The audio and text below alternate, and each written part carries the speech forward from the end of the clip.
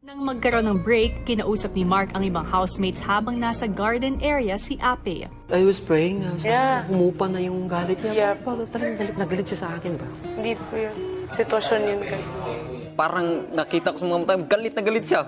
Hindi yan nararapat na gawin para magkaayos kayo. Ang problema niya lang ngayon, yung kung kaya ba niyang lulukin yung pride o... Yun yung nakikita ko, iwan ko lang kung saan. Hindi ko alam. I agree. Hindi ko alam kung bakit talaga.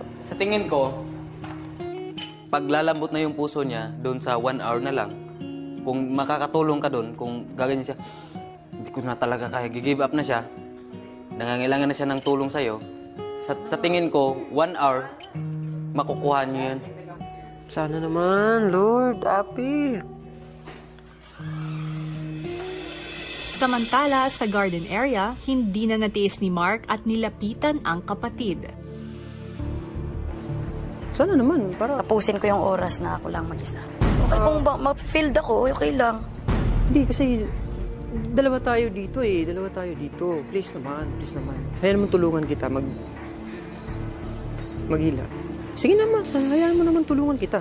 O kung mag-rest ka muna, ako lang muna saglit yung hanggang kaya ko. Tapos, pag di na kaya, dalawa na tayo maghahatak. Kasi andito pa ako. May lakas pa ako tumulong eh.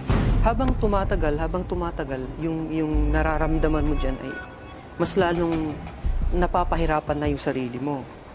Yan yung rason bakit hindi ka natutuwa na. Hayaan mo munang masagot yung mga tanong mo patungkol kay tatay. Hindi naman yun yung ano ko ngayon eh. Gusto ko makita si Papa, matutuwa ako.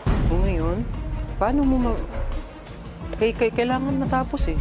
Kung hindi makikita. Kung hindi ko matapos, hindi ko makikita si Papa. Sa palagay mo, tama ba? Na chance mo, 1 million ngayon. Ang kapalit lang ay yung tulong na hihingin mo. Gamitin mo ako para dyan. O, ikaw na gumawa. Sige. Gusto mo? Oo. Ikaw na. Yan. Yan tong gusto mo, di ba? Yan, ikaw na gumawa.